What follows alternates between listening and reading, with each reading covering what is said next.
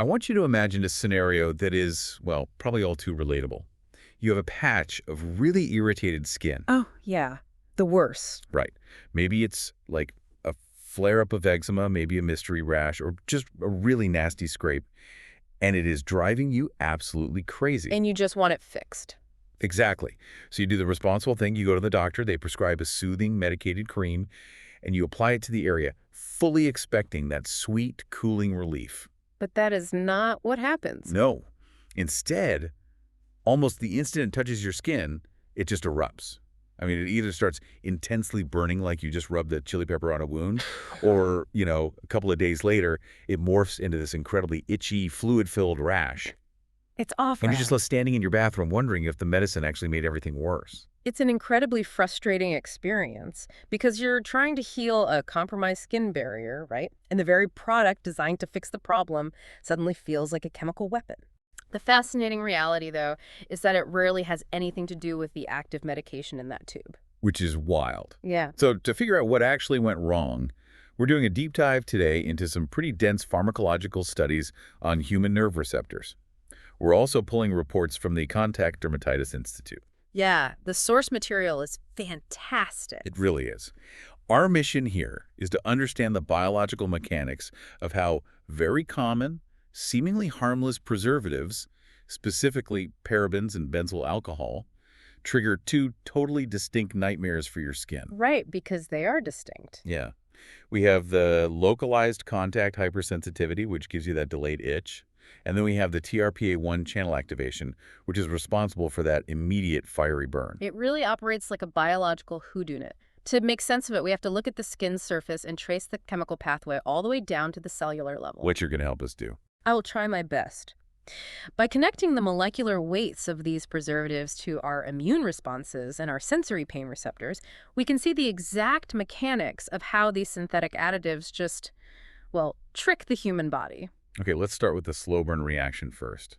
The itch that doesn't show up until days after you've applied the cream. All right, the allergic response. Yeah, because if my immune system is designed to immediately fight off invaders, why is there such a massive delay?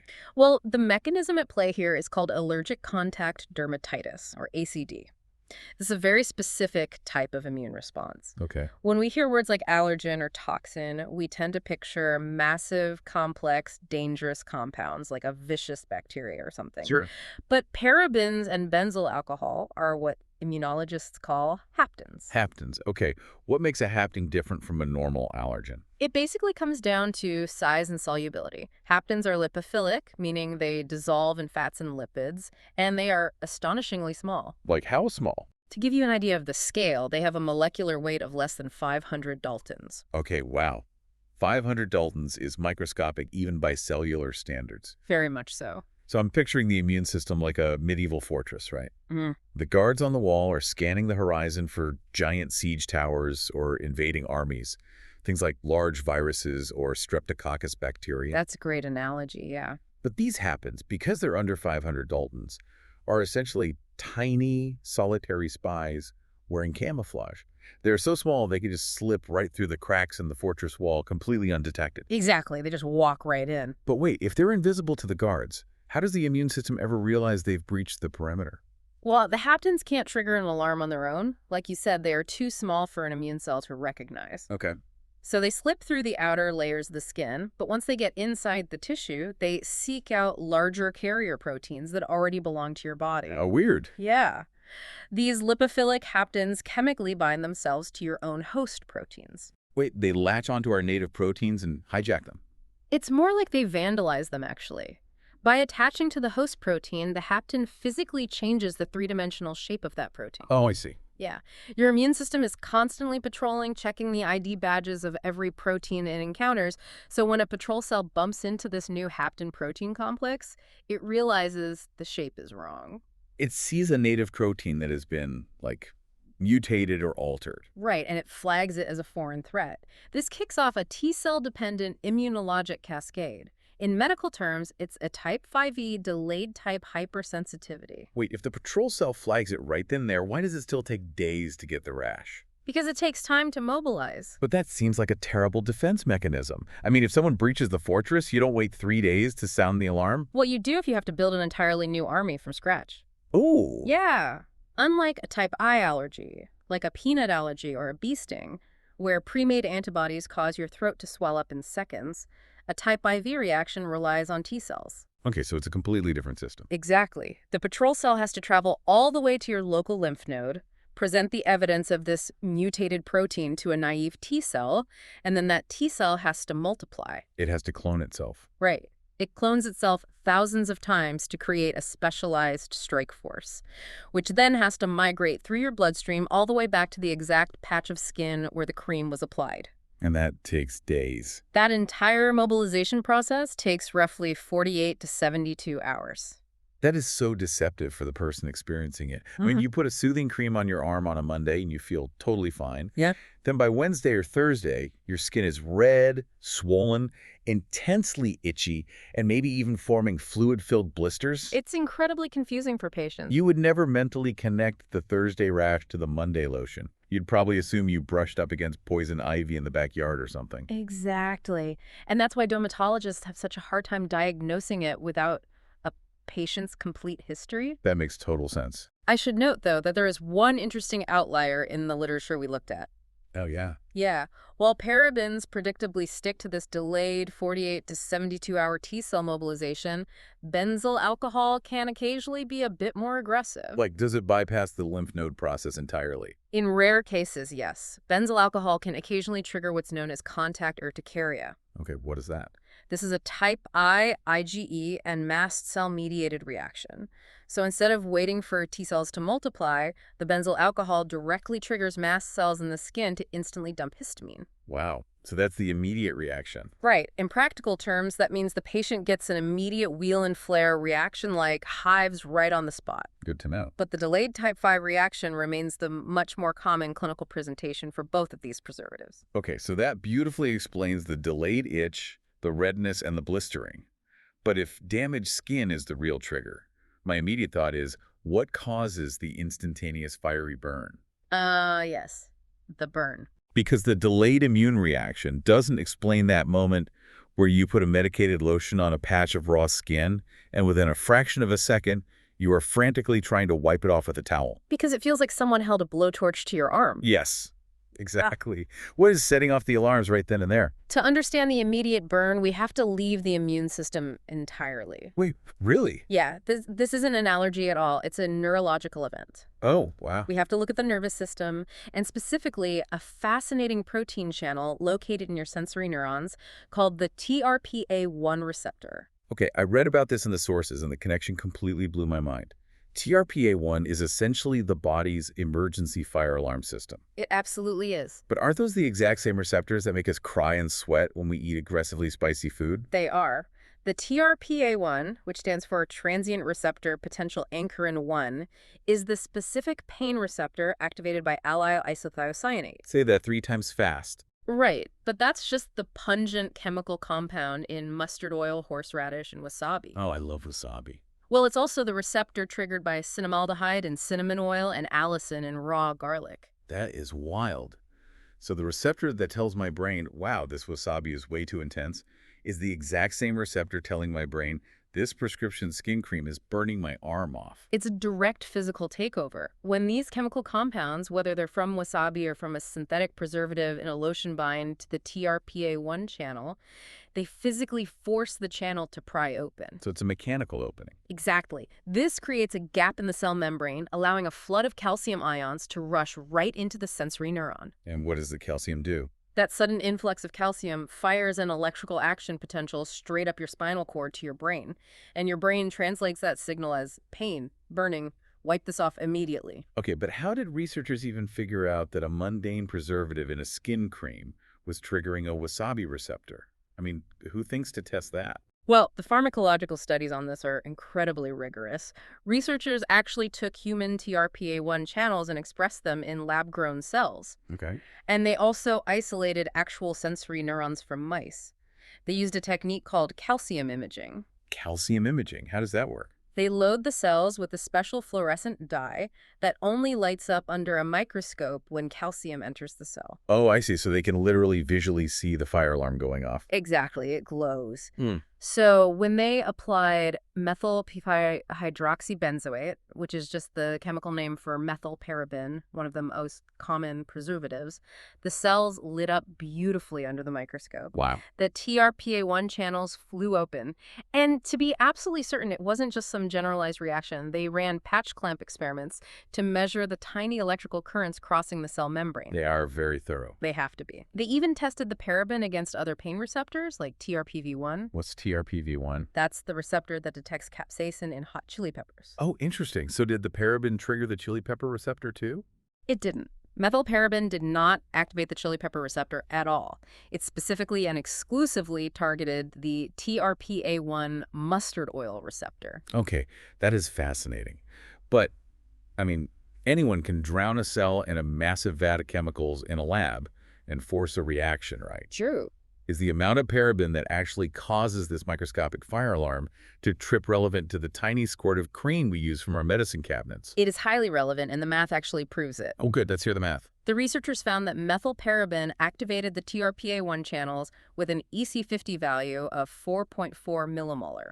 Okay, EC50. Yeah, the EC50 is just a pharmacology term for the concentration required to get 50% of the maximum possible response from the receptor. Okay, 4.4 millimolar feels a bit abstract. How does that translate to the real world? Think of it like a volume dial on a stereo. To get the receptor's alarm to sound at a volume of a 5 out of 10, you need 4.4 millimolar of paraben. I follow. Now, let's look at standard paraben-containing products. You know, your typical over-the-counter lotions or prescription creams. The stuff in everyone's bathroom. Exactly. They usually contain parabens at concentrations ranging from 0.1% to 0.8%. Okay, and what does a 0.8% concentration look like on our volume dial? 0.1% to 0.8% translates to roughly 6.6 to 52.6 millimolar. Wait, wow. So the average lotion in your bathroom cabinet isn't playing at a volume of 5, it's blasting that receptor at a volume of 50. It is loud. The amount of parabens sitting in a standard tube of cream is easily 10 times the threshold needed to set off those pain receptors. The concentration is more than enough, yes.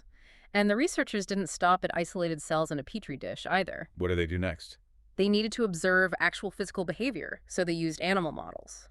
When they injected mice with methylparaben, the mice exhibited immediate, severe pain-related behavior. Oh, no. Yeah, they frantically started licking and biting at the injection site, exactly as they do when exposed to painful, toxic irritants. I mean, you have to feel bad for the mice, but that definitely proves the physical sensation is real and immediate. It does. And the ultimate proof of the mechanism came when the researchers pre-treated a group of mice with a drug called ruthenium red. What is that? Ruthenium red is a known TRP channel blocker. It effectively unplugs the fire alarm system. Oh, I see where this is going. When the pre-treated mice were injected with the methylparaben, they didn't react at all.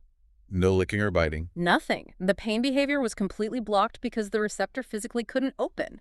So we have small haptens sneaking past the immune system to cause a delayed itch.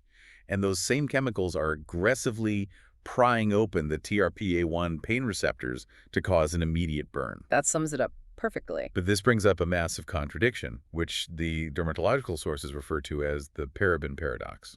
Ah, yes. If these preservatives are so incredibly effective at firing off pain receptors and slipping past immune defenses, why isn't the entire population breaking out in a burning rash every time they moisturize their hands after washing them? That is the million-dollar question in dermatology. And to answer it, we need a reality check with the epidemiological data. Okay. Parabens have had a cloud of suspicion hovering over them since the 1960s. People have just assumed they're toxic sensitizers. Right. Everyone always looks for paraben-free labels now. Exactly. But when you look at massive wide-scale allergy testing, the results tell a very different story. Are they actually much safer than people think? Incredibly safe. A massive epidemiological study by Marzulli and his colleagues on healthy Americans showed a sensitization index of just 0.3%. That is tiny. It is. Let's look at an even more skewed population. Patients who go to a dermatologist specifically because they have a suspected skin allergy. So people already prone to reactions. Right. The North American Contact Dermatitis Group, or NACDG, ran tests on these highly sensitive patients and found only a 1.2% positive reaction rate to parabens. Only 1.2%. Yeah. When you compare them to other common commercial preservatives like formaldehyde releasers or quaternium-15, parabens are actually some of the least sensitizing preservatives available on the market. Wait, if only about 1% of people with known skin issues are actually allergic to them? How do we explain all the patients who swear they have a terrible reaction when they use a certain cream? Right. Are they just misdiagnosing themselves? Not at all. The reaction is very real. This is where we arrive at the paraben paradox. Okay, lay it on me. It's a clinical phenomenon where a patient who is genuinely sensitive to parabens will walk into a clinic and the doctor will put a patch test of parabens on the healthy, intact skin of their back. And what happens? The test comes back completely negative. That same patient can even use a paraben-heavy lotion on their normal skin every single day without a single issue. But the moment they put it on a scrape or a patch of eczema, everything changes. Yes. The allergy almost exclusively flares up when the paraben is applied to a compromised skin barrier. Okay, this is making sense now. We're talking about leg ulcers, patches of severe eczema, deep cuts, or already damaged dermatitic skin. Healthy skin has an incredibly robust brick-and-mortar lipid barrier on the outside. Like a literal wall. Exactly. That barrier keeps those tiny 500 Dalton happens out, or at least slows their absorption down enough that they don't cause trouble. But when that barrier is broken, the gates to the fortress are blown wide open. The echebins just flood right in. They flood in, bind to the proteins, alert the T cells, and flood the exposed TRPA1 nerve endings. The cruel irony here is just staggering. I mean, the very time you absolutely need a prescription cream to heal a broken skin barrier is the exact moment these preservatives are most likely to sneak in and trigger an immune attack or a burning sensation. It's a complete catch-22, and the sources note that this paradox is precisely how most benzyl alcohol allergies develop as well. Really? Yeah. The majority of cases of benzyl alcohol allergy happen in patients who are repeatedly applying steroid or antifungal creams to dermatic skin over a long period. So they're causing their own allergy. Inadvertently, yes. They are effectively sensitizing their own immune system because they are constantly putting the hapten directly into an open wound. Man. So if damaged skin is essentially an open door for these chemicals, my next question is, how hard is it to just avoid them when I get a scrape? Oh, it's tough. Where exactly are these molecules hiding? Avoiding them is a significant challenge because of their sheer ubiquity in manufacturing.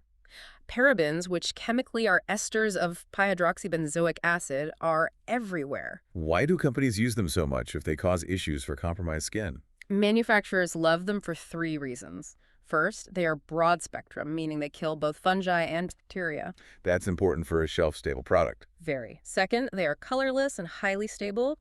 And third, they are incredibly cheap to produce. And benzyl alcohol seems just as inescapable. The sources listed in over-the-counter medications, topical anesthetics, hair dyes, shampoos, facial cleansers, and sunscreens. It's in basically everything. But there was a detail about benzyl alcohol that really caught me off guard.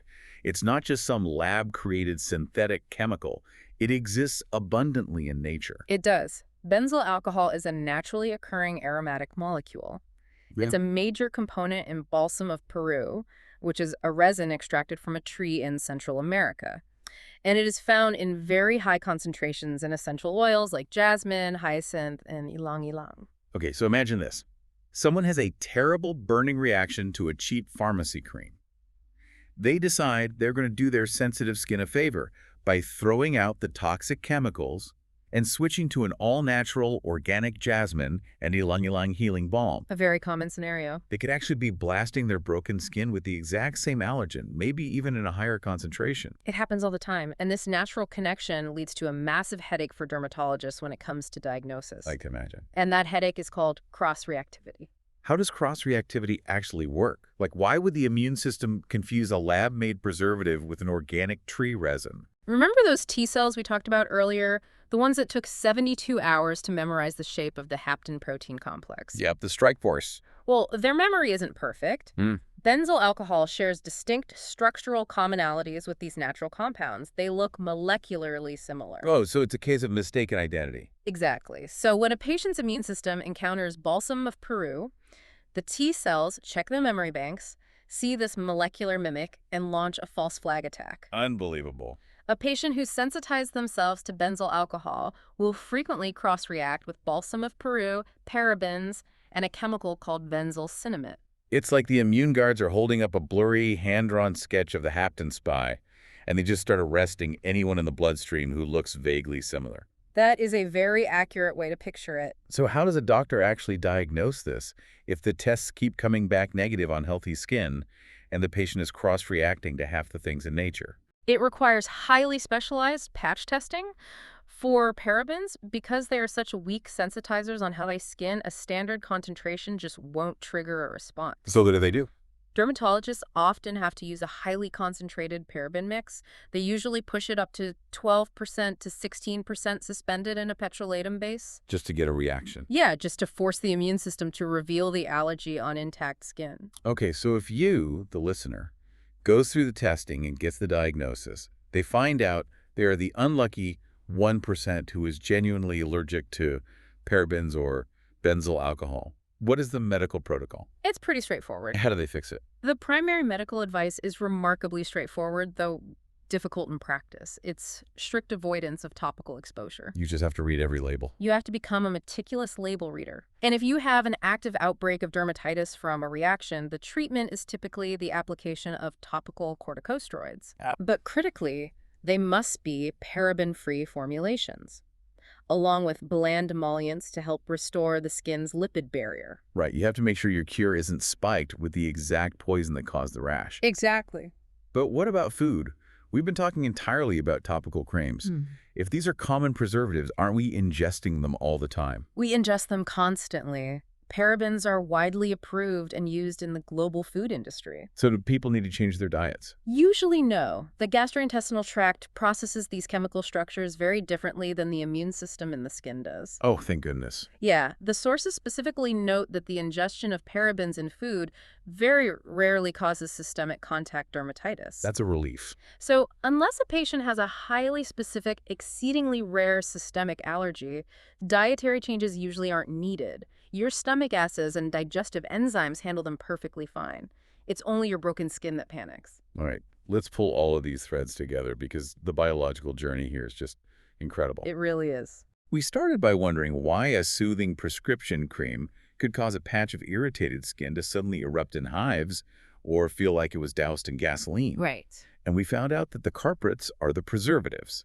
Tiny lipophilic happens under 500 Daltons, like parabens and benzyl alcohol. And because they are so small, they easily slip right through a damaged skin barrier. Right. And once they breach that barrier, they basically enact a two-pronged assault. Yep. First, they chemically bind to your own proteins and slowly recruit a customized army of T cells, building up a strike force that triggers a type 5e allergic reaction 48 to 72 hours later. That is what gives you that maddening, blistery itch. But simultaneously, at the exact moment of application, those same happens are prying open the TRPA1 calcium channels on your sensory nerves. The exact same biological fire alarm triggered by wasabi and mustard oil. Exactly, sending an immediate searing signal of pain up your spinal cord. Yet they only manage to do this reliably when your skin's protective lipid barrier is already broken. Which creates the ultimate clinical paradox, where the medication hurts you right when you need its healing properties the most. Exactly. It's perfectly designed to be frustrating. Well, for you, the listener,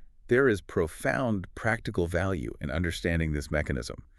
If you ever find yourself applying a prescription ointment to a scrape or an ulcer or a stubborn patch of eczema, and your skin suddenly gets angrier, It happens. you now know it might not be the active medicine failing you.